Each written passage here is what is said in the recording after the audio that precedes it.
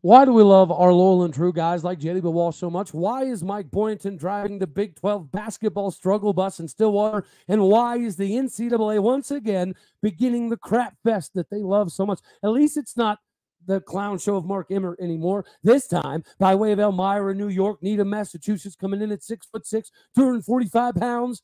New NCAA President Charlie Baker begins the next round of stupidity by the NCAA. You are Locked On Oklahoma State, your daily podcast on the Oklahoma State Cowboys. Part of the Locked On Podcast Network, your team every day.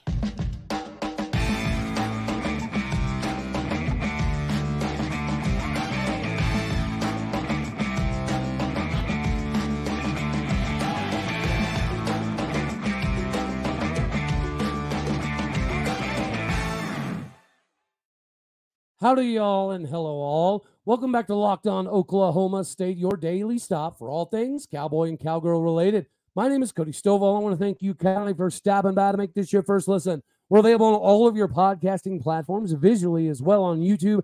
Find me personally on Twitter at AllDayOfState. Today, we're partially brought to you by the Crap Fest that is, in fact, coming down the pipe from the NCAA. So now we need to dive into how can this be saved? How can this be managed? Because anyone who's grown up as a massive fan of college football has loved the process of seeing a kid come in as a freshman and then watching him develop for a couple years, right? Maybe redshirt, see the field a little bit, and then all of a sudden as a junior, maybe even a senior, they're a starter, potentially an all Big 12 guy, putting themselves in a position to go to the NFL. But NIL and the transfer market has changed that. And the NCAA decided to sit idly by when Miami and A&M and all these other schools were deciding to drop massive bags of cash with no repercussions, no bumpers, no side rails, no protections in the future either. And then you have to have some of the state officials like governors, and in fact, to get involved in this stuff.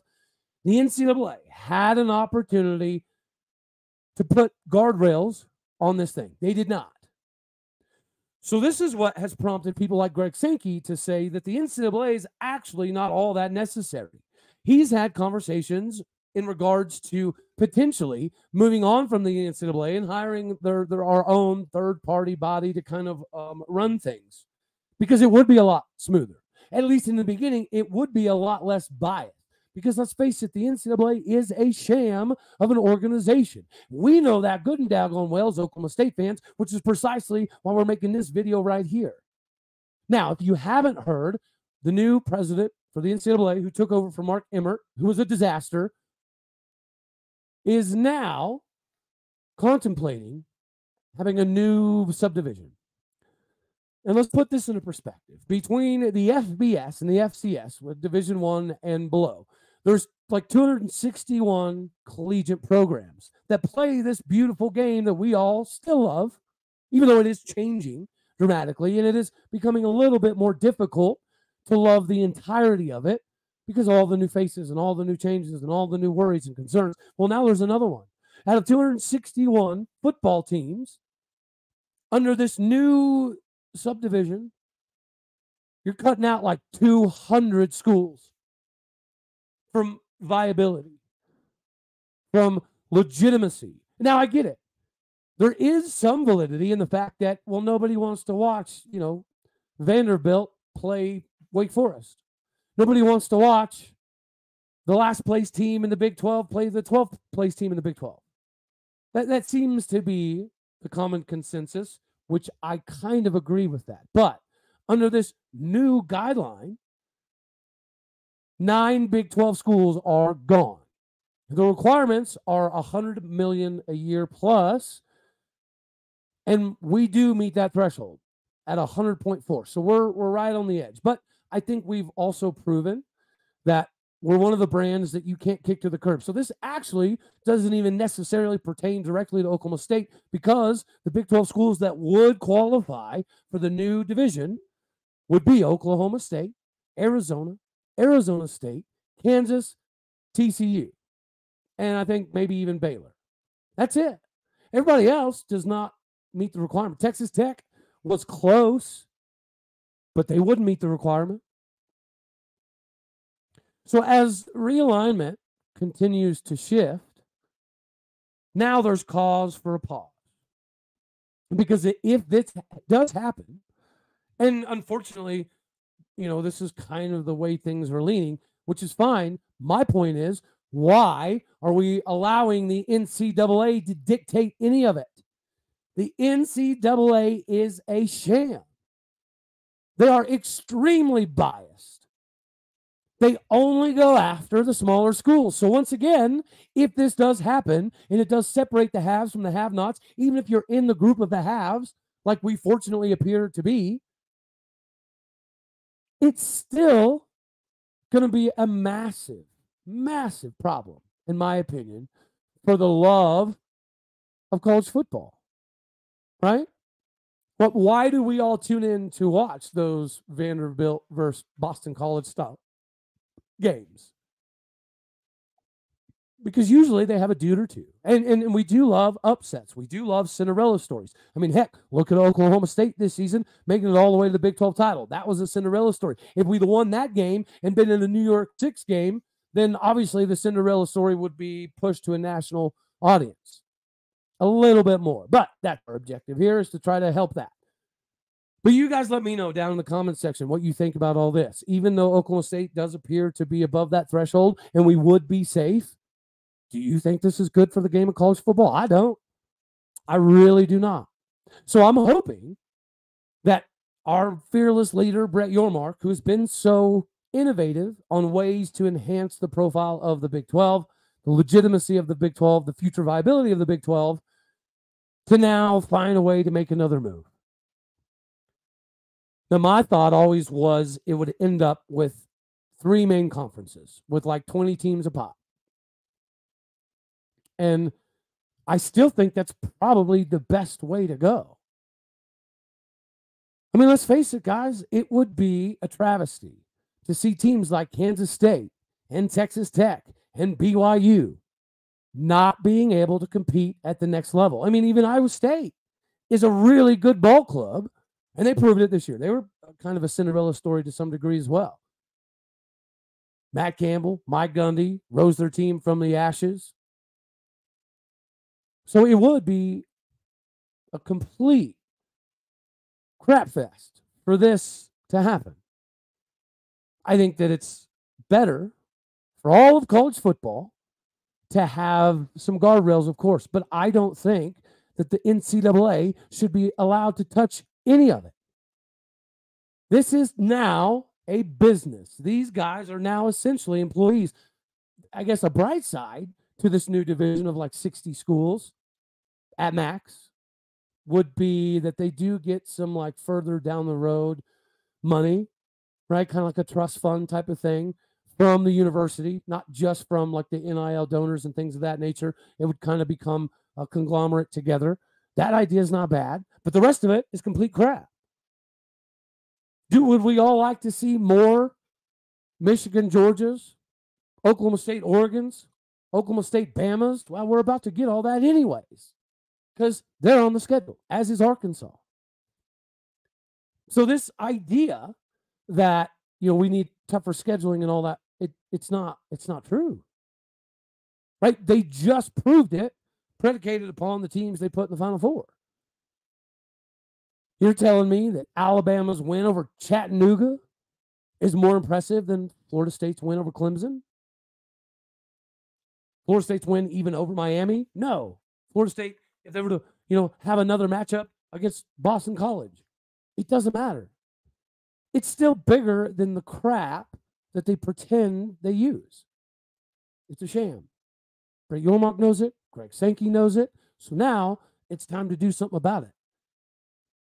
Instead of letting them dictate the further potential destruction of the game of football that we all grew up knowing and loving, put this dude in his place and have him go back to New York or Massachusetts or whatever and hang out with his tea sipping buddies.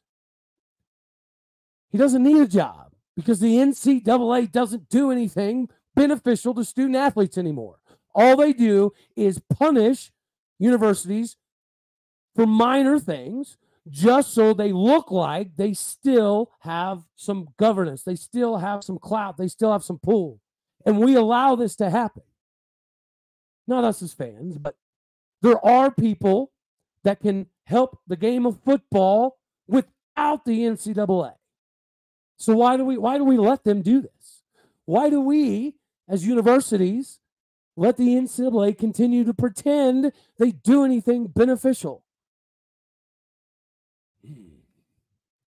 All right. Speaking of things in life that are beneficial, if you haven't checked out Jase Medical, what are you waiting for? Don't put it off. Don't pull a Cody. Have 24/7 emergency medications and medical things that you need in life at your disposal. And Jase Medical is going to do that for you. Guys, we all know that we all come to sports to kind of escape, right? From the crazy realities that are life. That's our time on Saturdays that we can just tune out for a few hours. Well, according to the FDA, pharmacies are running out of antibiotics like amoxicillin right in the middle of the worst flu season.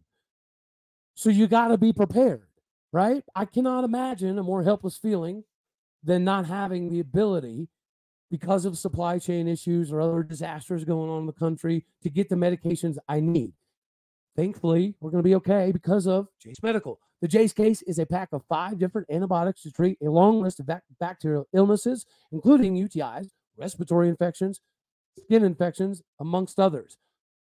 Why would you not want this benefit in your life for you and your family? Visit jasemedical.com and complete your physician encounter.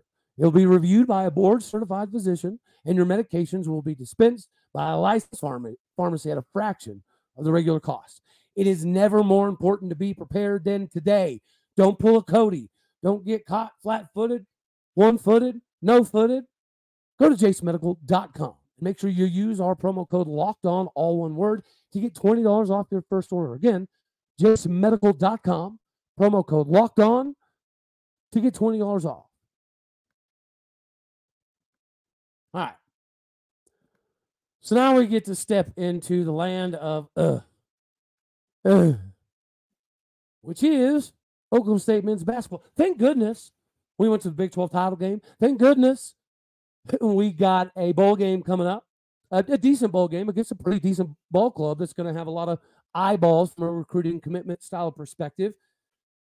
All things that are very beneficial. But then we move on to basketball. I mean, we'll cover a lot of, the recruiting and commitment style of stuff and the transfer portal, of course. But I would like for the meat and taters of basketball season to be fun. But it ain't looking like it's going to be that way. So if we came into this season, and guys, we've been having this conversation. It's December. So I'm a year. Oh, I'm actually just like a week over a year in this job. I totally forgot. So here we are a year into this thing. And a year ago, we had conversations about the coaches on campus that were safe. Dave Smith, you just won a national championship. So track and cross country, we're good there. I know we got to, upgrade in tennis, and we got some pretty big time guys coming in. So our coaching is safe there. I don't think Alan Bratton, the golf coach, should be safe. He's not living up to our standards. Mike Holder should probably go throw punch that dude repeatedly until he gets it figured out, or get rid of him and find a new golf coach. John Smith, the best, greatest living legend on campus. John Smith makes Mike Gundy look kind of small in comparison to everything he's accomplished.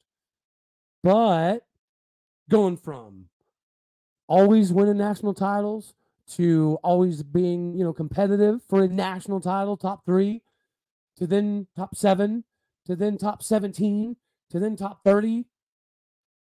The regression for Oklahoma State wrestling is no bueno.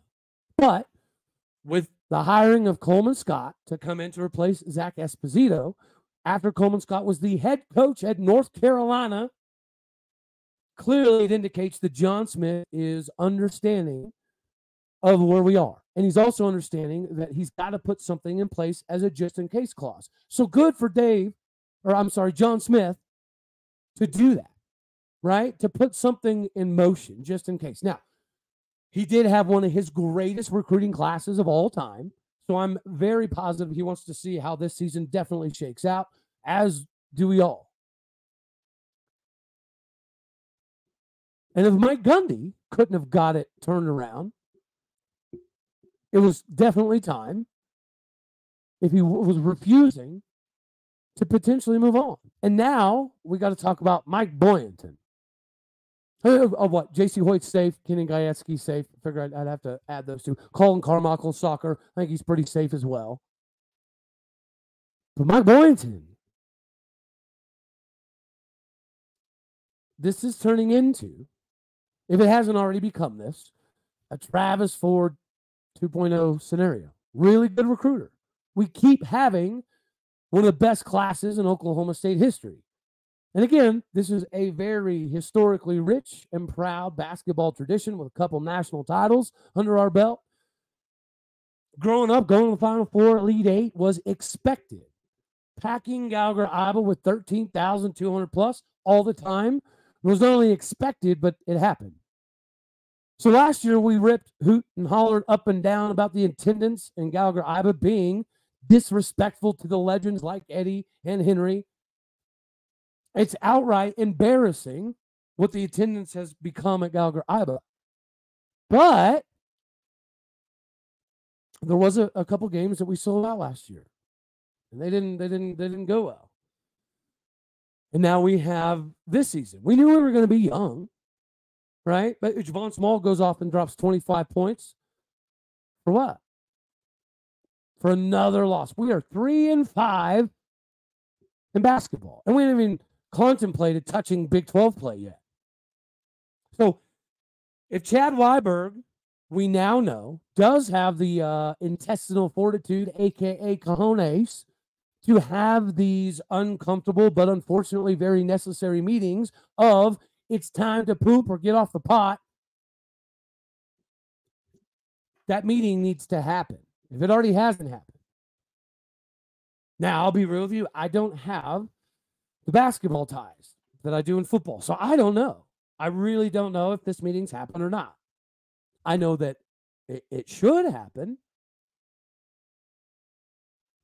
Do we have to give this thing a chance to turn around? Yes, because 4 of our 5 losses have all been by 2, 3, 4 points. So we've had opportunities to win these games. We very well could be 7-1 if we score a couple more buckets or get a couple more stops. But again, close but no cigar is great. It's great if you're just, trying to rebuild. But that's not where we are. We're in year 7 with one of the top recruiting classes in Oklahoma State history. And we can't find a way to win. Guys, it used to be that everybody, blue blood or not, feared coming into Gallagher Iba Arena.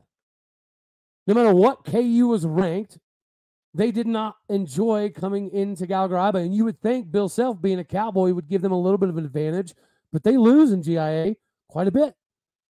Historically speaking, coming to Gallagher Iba Arena was like 90% a loss. It didn't matter who you are.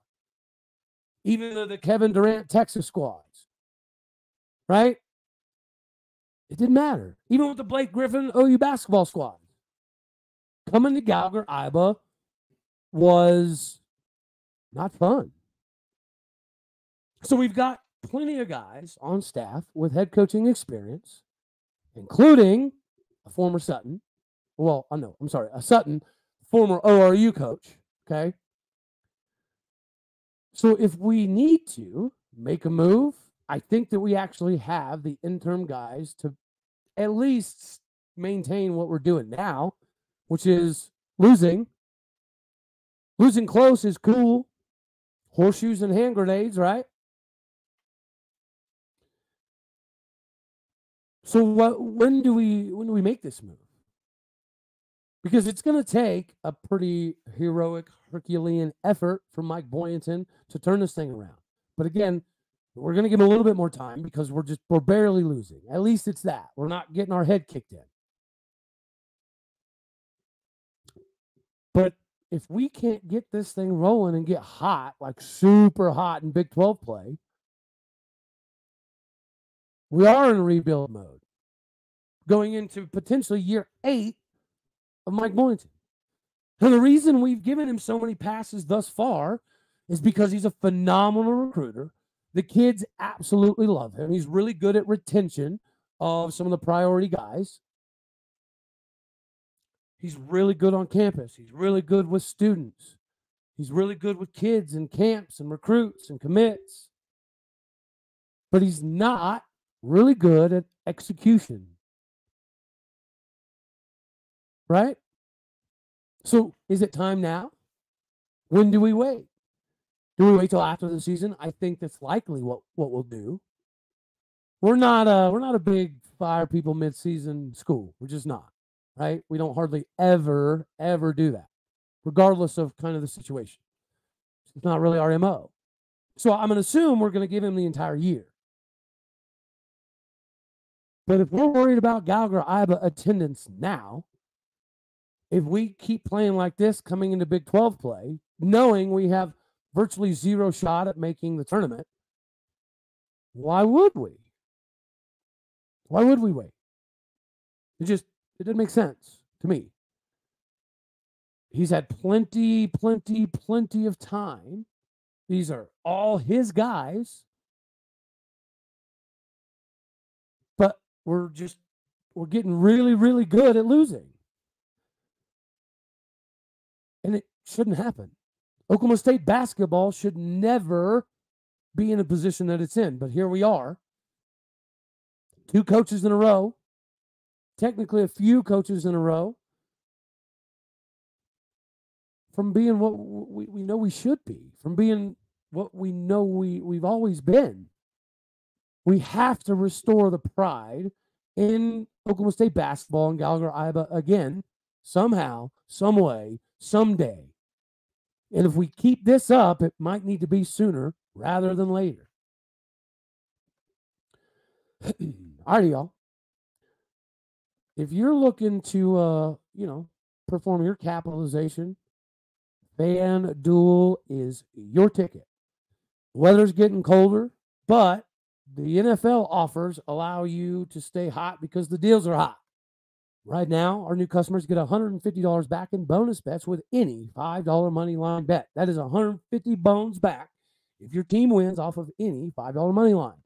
If you have been contemplating joining FanDuel, there's not a better time to get in on the action. Get in now while the getting is good, because the NFL action is pretty impressive this season. You know the app is safe, secure, and super easy to use. They have a wide range of betting options. From the NFL specifically, you can pick the conference champions or division champions, mind you, who's going to win the Super Bowl, and everything else from the MVP and on. At FanDuel.com/LockedOn, you're going to kick off your NFL money-making season the right way. Again, that is FanDuel.com/LockedOn, all one word. Go to FanDuel now. It is the official partner of the NFL. So as you have recently seen, K-State offensive coordinator Collin Klein has decided to take his talents to none other than Aggie Land, College Station, Texas. Ironically enough, the team we're about to play in the bowl game. Yeah. Do they think them hiring Collin Klein is going to help them win the game? Maybe. I don't know what they think. I don't really care what Texas A&M thinks or feels or does. But it allowed me another instance of appreciation. Because we have discussed, even when I was on the Gundy's Got to Go bandwagon, that nobody can attest to the fact that J.W.Walsh, Coach Wozniak, Beni Tonga, Richetti Jones, Coach Hammersmith, Duffy, these are guys that have been here for a while. Even Casey Dunn, who's a disaster of an offensive coordinator, but, he's been here well over a decade. That's something that Gundy was able to build. And even though we may have lost traction a bit, It appears as though we got it back on track. And yes, I understand the idea that Collin Klein is going to other places just to learn different systems from different coaches and kind of, expand his profile. But does anybody think that somebody like a J.W.Walsh, who's an alum, who wants to be a head coach of Oklahoma State one day, do y'all think he would go take a lateral position? Actually, you know what? I take that back. It's not lateral because Texas A&M is a significantly lesser job right now than Kansas State. So I understand he wants to spread his wings and learn more, do more, so on and so forth. But I don't like it. I think it's a bad look for K-State. I think it's a bad look for Collin Klein. And it makes me more appreciative of our guys like that because the loyal and true nature that Oklahoma State fans live by, and a lot of alums live by, it's what's going to allow Oklahoma State to continue this run of success, even post Mike Gundy. And I do firmly believe that after what Mike Gundy was able to do this season, I highly doubt he's going to retain Casey Dunn as the OC. And I don't really think Casey Dunn would be willing to take a demotion. Now, you could argue that Casey Dunn should have already been fired. Matter of fact, it shouldn't be an argument. We all know it should have already happened. We assume that the simplicity offensively and the more running-oriented attack would help Casey Dunn. Having Mike Gundy's involvement over the summer would help Casey Dunn, and it did not. It is what it is. But other than Casey Dunn, Charlie Dickey, boom, looked great, saved his career. Coach McIndoe, I won't say he looked great, but thanks to guys like Josiah Johnson, I think he definitely saved his job at Oklahoma State. But I really firmly believe that a guy like J.W. Walsh would not go take, a running back or quarterback job at an A&M or Mizzou. I just don't. Because it's a nonsensical move. And if his idea is to go spread his wings and learn this other stuff, pretty sure that Kansas State already stole him from a college in Iowa. So it's not like he hasn't had other stops already. Just like JW. Just like Mike Gundy said, hey, you need to make a couple stops. So he did. And now he's back. And unless it's an upgrade, he ain't going to go anywhere. Unless it's like an OC job or a co-OC, I don't see it. Because he bleeds orange, and he's probably more loyal and true to Oklahoma State than Collin Klein is to Kansas State. Now, if you're a K-State person, let me know down in the comments section where I may be wrong here. But from my view, Oklahoma State having so many coaches that have been here for 9 years, 11 years, 12 years, 14 years, it is beneficial. And it does show that if you're a recruit or potential commit, especially now that we have this new reinvigorated Mike Gundy, that Oklahoma State is the place to be, especially in the Big 12. So thank you to guys like JW and Benny and Richetti and Woz and Hammer and Duffy and Tracin Wallace for making Oklahoma State a little bit different, for making this job a little bit different, which is yet another reason why I do think if we return what I think is going to be about 80% of the roster, we can be very selective in the transfer portal. We don't have to reach. We don't have to grasp. We can only specifically bring in guys that really want to be here, that we know will instantaneously compete and provide value. And it's because of the consistency and the continuity of the guys that we have on staff that are more loyal and true to Oklahoma State than most everybody else. Kansas State is very comparable to O State. But maybe not quite as solid in the coaching staff room as Oklahoma State. 'Tis what it is, baby. All right, y'all. I reckon that's all we're going to have for this one right here. You know I love you. God bless. Go Pokes. Thank you for tuning in to make this your first listen here on Locked On Oklahoma State. I know you could be anywhere, so happy that you choose to be here. All right, y'all. Later,